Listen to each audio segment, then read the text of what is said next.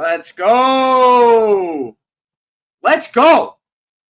We're so back, baby. We are so back. It's been a while. It's been a while since we've talked Knicks. A lot of Giants, a lot of Yankees for good reason. A lot of stuff going on with those two teams. Also talking Mets. But now we are back. It is September 12th. It's getting to be that time. Listen, the offseason always flies by.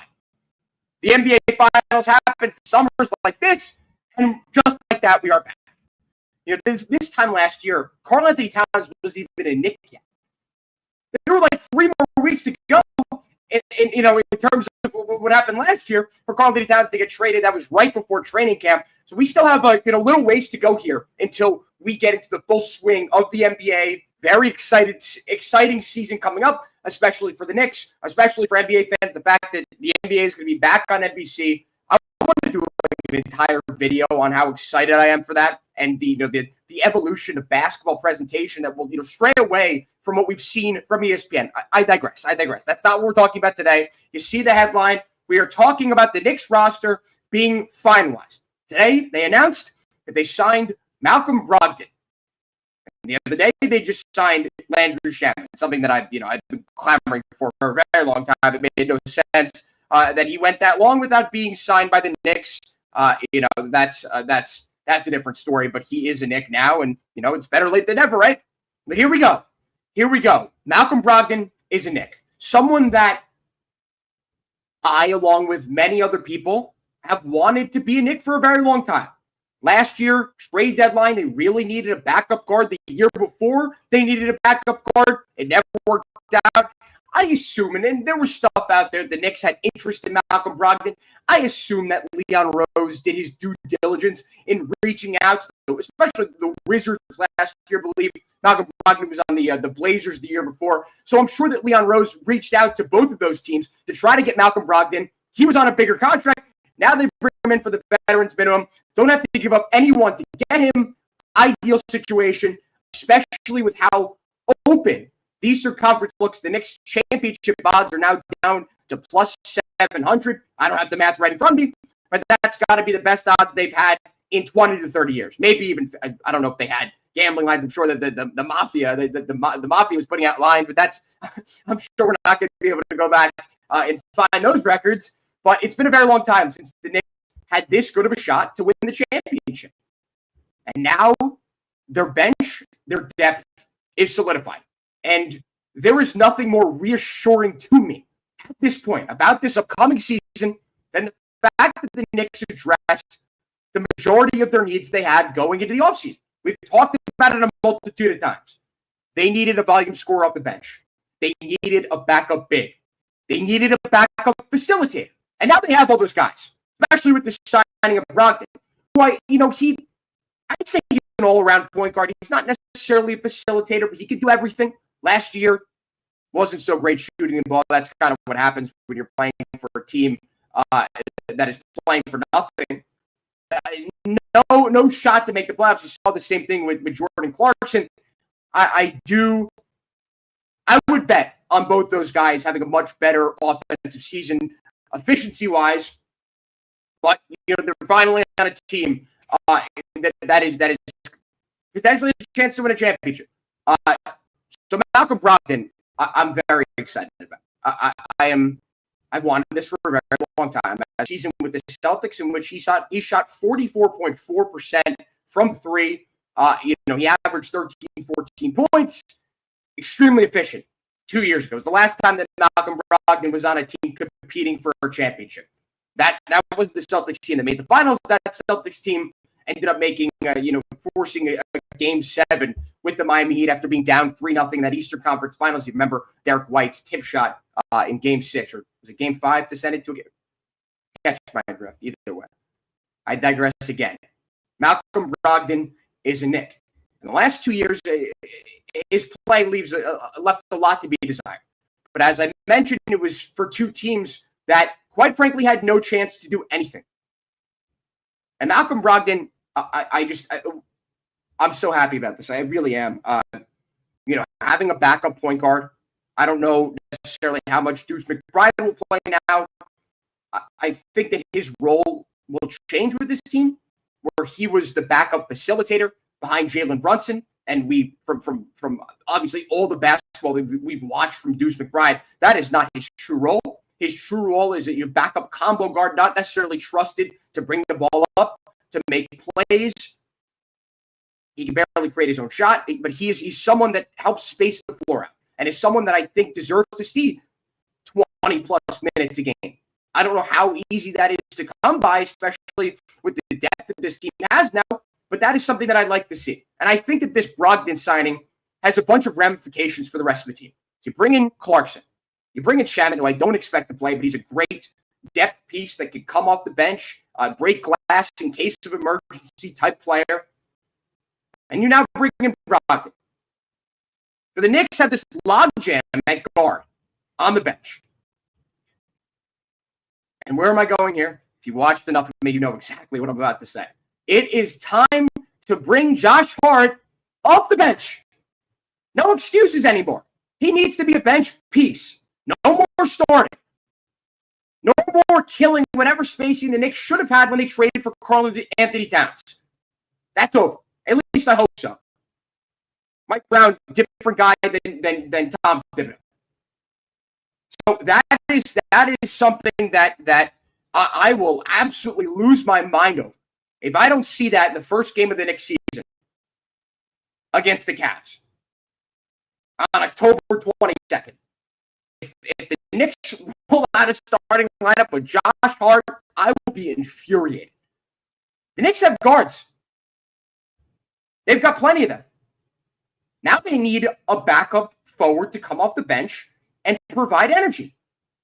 What better guy to do that than Josh Hart? I'm a broken record on this. I say it over and over and over again. Josh Hart is best suited as a spark plug energy guy off the bench playing 20 to 25 minutes a game. A guy that can close games if you need his energy, if you need someone who's going to be able to push the pace, one of the best break starters in the NBA, one of the best finishers in transition in the NBA, that's totally fine and dandy. If you want to close out games with Josh Hart in the lineup, he cannot start. He cannot. And I didn't mean for this live stream to turn into my thoughts and feelings about Josh Hart. That's kind of what these Knicks videos that I've done I tend to go with, to go to. But you bring in a guy like Brogdon, again, who was not efficient over his last 2 years with the Blazers, and then the Wizards. Again, both those teams had nothing to play for. They were clearly trying to tank, and I do understand that an NBA player is still trying as hard as he possibly can, but there's a certain level of, I'm not going to say incompetency that might rub off on a player playing for a team that has no chance to do anything, but there's a certain level of, first of all, there's a certain level of volume that a better player is going to get on a worse team as compared to a good team. And you saw that with Jordan Clarkson and his inefficiency over the past few years. Barely shooting over 40%, shot 15, 16 times a game. That is not going to happen with the Knicks. Clearly, with all these guards they have, I could see Jordan Clarkson playing 20, 25 minutes a game. If you think that Jordan Clarkson will be taking more than 12, 13 shots a game, I have a bridge to sell you in Brooklyn. Not. So these guys, inevitably, more volume leads to worse shooting percentages. That's how it works in every walk of life. The more you do something, the more chances you have to fail. Brogdon and Jordan Clarkson, I'm very excited for. I'm sure as an athlete, and I'm clearly not an athlete, and I played high school golf. That was the last sport that I played recreationally on a normal basis. But you got to assume that as an NBA player, when you're stuck in mediocrity for years on a team that has no chance to do anything, it's got to be a good feeling. Like, it's got to be a good kick in the ass when you finally end up with a team that is a competitor. There are a lot of guys in the NBA that are looking for a paycheck. Don't get me wrong. There's a lot of money in the NBA. Guys are constantly looking out for, and I wouldn't say it's a largely stat-driven league for these players, but there are times when a guy knows he's close to a triple-double, he'll grab that rebound or get that last assist in garbage time. But these guys are, they're focused on making a big payday. But the core fundamental principle of every NBA player, for the majority of them, at least that we know of, is to win a championship, is to hoist the Larry O'Brien trophy and to be immortalized forever as a champion in the NBA. Something that not many people get to say. Not everyone's Robert Horry, winning 7 NBA championships. Or whatever it was, 6, 7. I did not just say that. Not everyone is Scottie Pippen, Dennis Rodman, Luke Long, like guys that played for great teams. Not like they're not like I don't know, like Sean Livingston, guys that played for amazing teams. Don't get me wrong, Sean Livingston, great bench piece. But there are a lot of players that don't get to be a part of a championship team. Knicks bringing 2 guys. Brogdon actually might have been on that. I think Brogdon might have been on that championship Bucks team. Hold on. My apologies. I was doing some research on him. No, he was not. He was on the Pacers. So he just missed out on that. So these 2 guys, especially Brogdon and Clarkson as well by extension, have not played for a contender in a very long time. This is a major opportunity for them. Both on prove-it deals.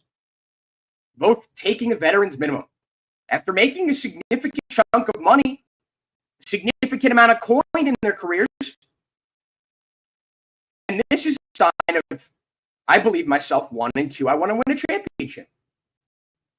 Like, if they really wanted to make money here, they'd go to a team where they'd have a better chance to prove themselves. I think they're done with that. I think they're done with playing for teams that are tanking. And they've had enough. And they want a chance to win an NBA championship. That's the type of guy that I want if I'm Leon Rose and I'm Mike Brown. I want guys who are hungry. I want guys who've been stuck in mediocrity and have clearly grown frustrated. Not necessarily with their roles, but with the teams they play for. Malcolm Brogdon played a combined 53 games in the last 2 years. Before that, he played 67 games for the Boston Celtics.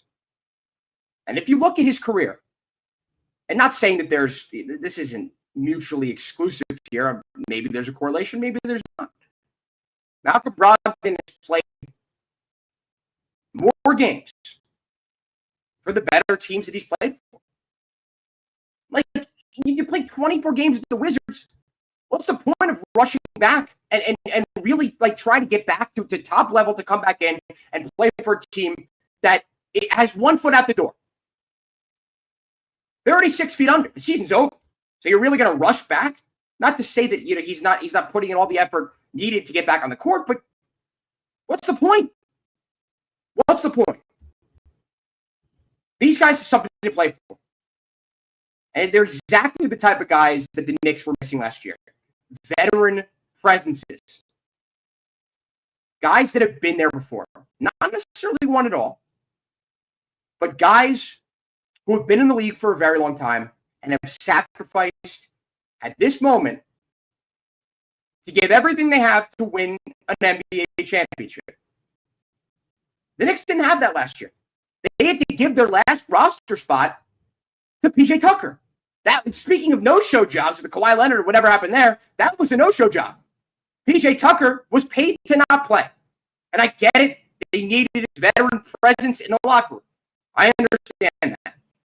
Clearly, the front office was concerned that the Knicks didn't have that voice. What does it say about Jalen Brunson and his leadership? I'm not going to get into that. That could be something we can talk about down the line. But they clearly needed a veteran. A guy who has been on competitive teams before. So they wasted their last roster spot on, maybe no one would have had a chance to play as the 15th man on the roster. But either way, a guy that can actually, come on the court, break glass in case of emergency, not a Udonis Haslem who sits on the end of the bench and has no intrinsic value towards the actual play that happens within the 94 feet of a basketball court. The Knicks don't need to do that. They don't need to waste their roster spots on veterans who won't contribute on the court. Because now they have the depth. Now they have the leadership. Now they have the experience. Malcolm Brogdon is still only 32 years old. Turns 33 in December. He's got another 2 or 3 years, if he stays healthy, left of good basketball. And I'm very excited to see what him, Clarkson, and Yabusele bring the Knicks. But I wanted to touch on Shamet a little because it always befuddled me that the Knicks didn't sign him earlier than they did. Maybe they were looking elsewhere. Maybe they had legitimate interest in bringing in Ben Simmons. Maybe there was another guy that met their ire. But they made the right decision at the end of the day. They brought in Landry Shamet, a guy who deserves credit for giving the Knicks everything he had at the end of that playoff run, where he was barely played. He didn't get a single minute in that Boston series. Not one. Played a little in the Pistons series. Doesn't get a real minute. I mean, he probably played the blowout game in Game 6, but you get what I mean. In any real minutes. And he came in, and over the last 4 games of the playoffs against the Pacers in the Eastern Conference Finals, shot 54.5% from 3. And it was very frustrating at the time. And I, along with plenty of other people, were extremely critical of Tom Thibodeau for his reluctance. And I do understand the fact that Landry Shamet became a free agent. No one batted an eye. No one, immediately tried to sign him. We get that. We understand. So maybe Tom Thibodeau was vindicated there in the fact that he didn't want to play these guys. DeLon Wright still doesn't have a job. But it never made sense to me why the Knicks didn't try to switch it up. Campaign playing at the start of the fourth quarter in that game 2 was infuriating over a guy like Landry Shamet, who provided you a lot more on both sides of the court. So Shamet comes in, and again, he shoots nearly 55% from 3 over those last 4 games. He's the big couple of shots in Game 5, the crowd chanting his name. A guy who really rose to the occasion. And that's saying a lot. And the Knicks desperately needed 3-point shooting. That's what never made sense to me. This guy is a plus defender. He also is one of the only guys on the roster that can actually hit threes at a high clip.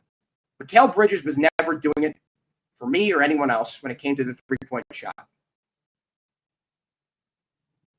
Landry Shamet did it. Not to say that he's this crazy volume 3-point shooter like Dante DiVincenzo was. DiVincenzo took 9 threes a game 2 seasons ago. I guess you could say now. But the Knicks, out of all the things they needed, that was one of my biggest things. One of my 3 or 4 biggest things. Knicks filled the needs of the other ones. The Knicks still do not have a volume 3-point shooter. Jordan Clarkson's not a volume 3-point shooter. He's a volume shooter. And there's a difference there. The Knicks have a legitimate shot to win the championship if Malcolm Brogdon and Jordan Clarkson become a lot more freaking efficient than they were the last 2 years, especially from 3. And again, Malcolm Brogdon is only 2.5 seasons removed from a year with the Celtics in which he shot 44.4% from 3. A season in which he was the 6th man of the year, that he stole over Emmanuel quickly, whatever happened there. It's another story for another day. But you got a guy who's not that far removed from a really efficient, solid season. And I'm very excited the Knicks made this signing. Now, it's all about how it comes together and what happens with this starting line. and I touched on it before, and I'm sure I will discuss it a lot more down the line, especially if he ends up starting one of the first games of the season. But it's interesting to see what will happen with this lineup. The fact that, at least it seems, from the outside looking in, that it won't be Josh Hart in that starting lineup. Because now the Knicks have this smorgasbord of depth at the guard position. So it would make zero sense to me if one of those bench guys didn't slot into that starting lineup. And I think it needs to be Deuce McBride. If you want to make complaints about his lack of size, fine. So be it. When you watch Knicks games, does it for a single second jump out to you that Deuce McBride is as small as he is? He's one of those shorter guys that plays way bigger than he is. Like a Josh Hart. You say what you want about Deuce's defense, which really was terrible early on in the playoffs. Against Detroit, it was unplayable. It was a lot better against Boston than Indiana. Say what you want about the defense. He is one of the highest release points in the NBA.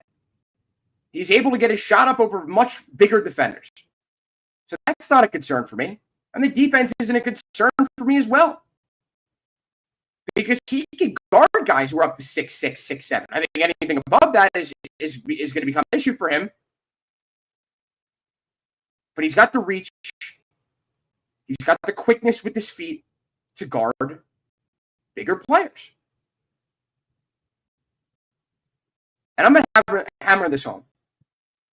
And it's something that I talked about a lot last season. There was a lot made about it by Knicks fans, by Knicks run media. That showed definitively that the Knicks' best lineup was the lineup in which Deuce McBride was subbed in for Josh Hart. Magically, the offense completely opened up. 3-point percentage rose. Defensive rating rose.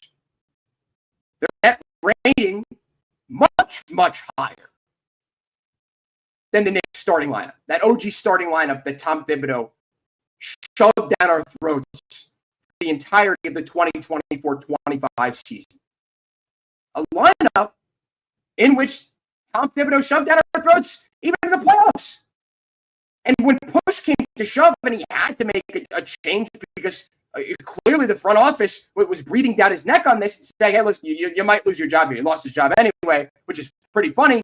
But they were breathing down his neck and saying, you need to make a change for the starting lineup. And instead of going in the way that the analytics was telling him to go, he decided to put Mitchell Robinson in the starting lineup instead of Deuce McBride in for Josh Hart.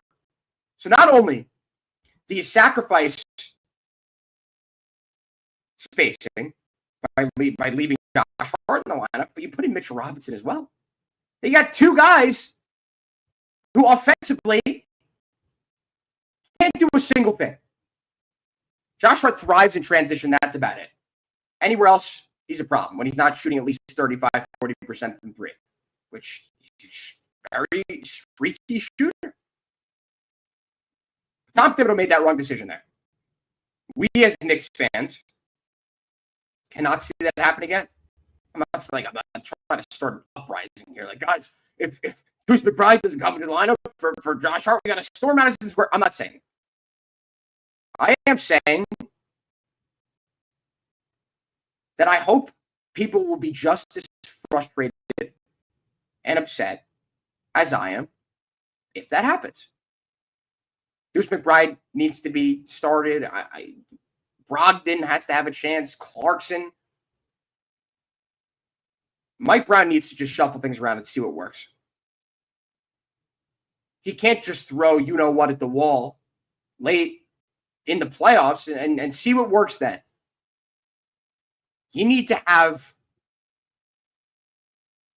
an intricate understanding of your team of your lineups, of your two-man rotations, about who plays well with whom. I needed to know that by mid-season. You need to know by the All-Star break. The Knicks are going to be in a stretch run. Hopefully, they'll have the East clinched. We saw what happened with the Cavs last year, how good they were in the regular season. They added Lonzo Ball. They lost Ty Jerome. They added Lonzo Ball. And lost Isaac Okoro as well. They replenished that, the defensive prowess of Isaac Okoro with Lonzo Ball. It's the Knicks and the Cavs this season, realistically. Far and away the top two teams in the East. If the Knicks want to have that number one seed, they want to have home court advantage for the entirety of the playoffs, Mike Brown is going to need to experiment. And he's got an infinite amount of options now. He actually has a bench to work with. And it's fitting that a guy who was so delusional and indignant about playing his bench and the potential value that playing his bench more could bring to the team. The Knicks actually go out and acquire a bench, a real bench. Not one that we could sit here and laugh about and complain about because of the unseriousness of it. And not one in which Knicks fans can get all up in arms at the head coach for not playing those guys. Which, to be fair, was wrong at the time in the regular season. But it became an issue later on. It definitely did. But again, the Knicks have a bench. They've got Brogdon. They've got Landry Shamet. And we've got some juice here. We've got some juice. 3 weeks away from training camp, I'm absolutely stoked for this season. Absolutely. The most excited I've been for a Knicks season since last year. This is different, though. This is different. And you don't pray for injuries. You hate to see them. But the injuries to Tyrese Halliburton and Jason Tatum have completely opened things up for the Knicks. Now the Knicks are in the same boat as the Yankees. Now, the Yankees have barely any competition in the AL. They have to deal with the Red Sox. I think the Blue Jays are frauds. And the Astros, of course, have their number forever. But they're one and the same. The Knicks have the ultimate opportunity to go out and win a championship. An opportunity that hasn't been this good since the 1993-1994 NBA season, which Michael Jordan left the league. Finally. The Knicks wouldn't have to face Michael Jordan in the playoffs, who had their number time in, time out. So I'm stoked. I'm hyped up. I know, again, as I said at the start of this, there's a lot of Giants stuff, a lot of Yankee stuff. Also talking a little bit about the Mets, the Jets sometimes. But you guys know where my heart lies. It's with the Knicks. It's with the organization that hasn't won a championship in 53 years now. And they've got a good chance. Plus 700. You told us 5-6 years ago the Knicks would be a top 3, top 4 favorite to win the championship, we would have looked at you like you had 7 heads. So I don't think Knicks fans should be taking this for granted. Enjoy it. Savor it. But when push comes to shove, there's a lot of pressure riding on this team. The highest expectations they have had in a very, very long time, since Pat Riley was the head coach of the team. It's been a long time, folks. A very long time. And with excitement, with expectations, comes potential disappointment. And that's what we live with as sports fans. And I think all of us, I think I could speak for all of us in saying that we'd much rather have this than to be stuck in mediocrity, than to be stuck waiting for the draft lottery.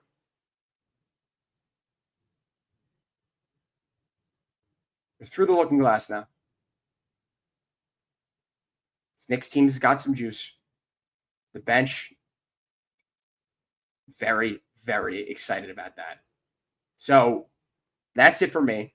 More Knicks stuff inevitably coming your way. And I'll bring the energy about that team. But, if you're looking for Giant stuff, if you're looking for Yankee stuff, you can check out my YouTube, check out my Twitter, give me a follow if you haven't yet. But specifically for the Giants, I host a podcast with Sean Morash of WFAN called One Giant Step. You could check that out wherever you get your podcast. It'd be much appreciated if you can give us, if you drop a follow for us and, download our podcast and give it a listen. It's a good podcast. Two guys shooting the you-know-what about the Giants. It's good stuff. For Giants fans, by Giants fans. Man, if they lose that game this Sunday against the Cowboys, we'll be into Knicks stuff much sooner than expected. That's for sure. All right, that's it. Everyone enjoy your weekends, and we'll talk very soon. Goodbye.